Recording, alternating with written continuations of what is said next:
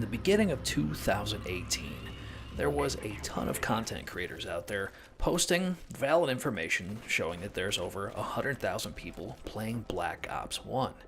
And since this is my favorite Call of Duty of all time, I figure we'll buy the game, it's backwards compatible on the Xbox One, and away we go. So I'm level 27 now, and I'm a bit of a numbers guy and a pattern individual. And I had noticed something very strange. As the numbers were growing in size, it really didn't seem to reflect that as far as the amount of people that were playing in the playlists.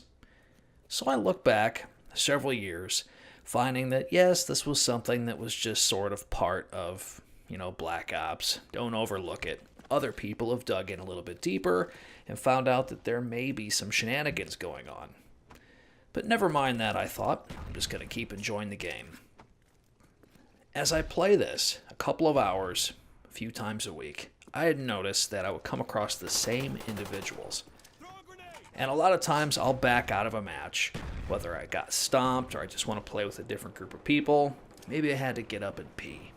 A few minutes later, I'd jump back in.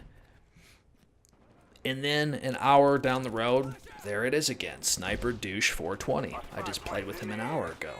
I would see the same people over and over again. Now, maybe it's 1% of the people that I come across while playing this game over a couple of hours, but I still noticed it. And it didn't just happen one time, it's happened dozens of times already, just as I level 27 in Black Ops 1.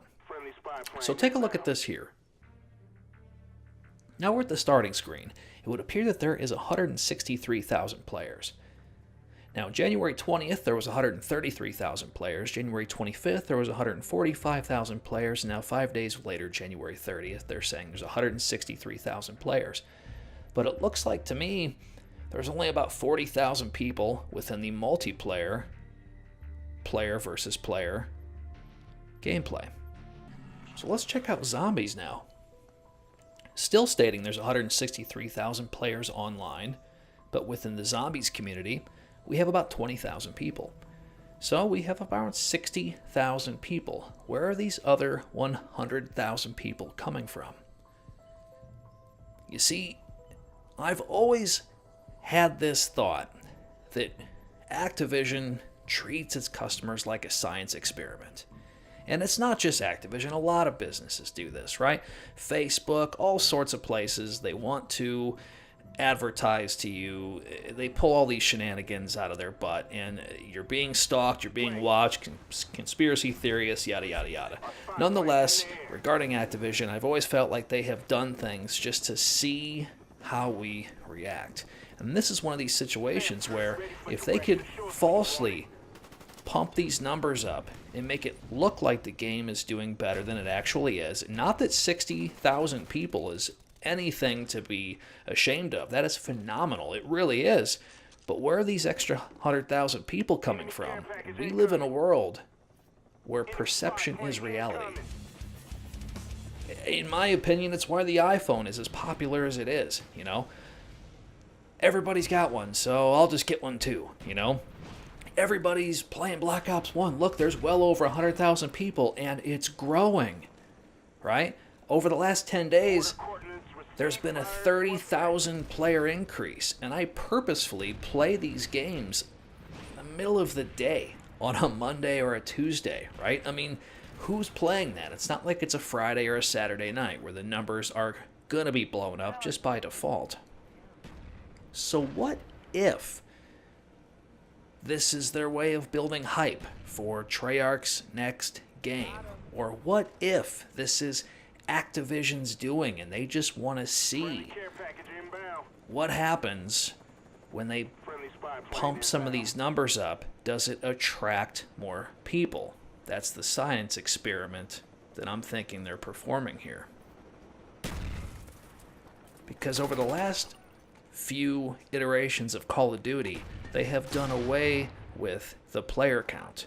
I believe at one point within the first 6 months of Infinite Warfare, there was some really strange, weird way you could figure out how many people are online. And once that cat was out of the bag, it was addressed very rapidly, so you could no longer do that. But there's a reason why these numbers are hidden from us, because perception is reality. Back in Black Ops 1, it would be nothing to see 1 million people on a Friday or Saturday night within the release window of this game. That was awesome. You felt like you were part of something big. And just by default, that is going to disappear with the amount of games that are becoming available to us. We don't have enough gamers to fill those games, so the herd is going to thin by default.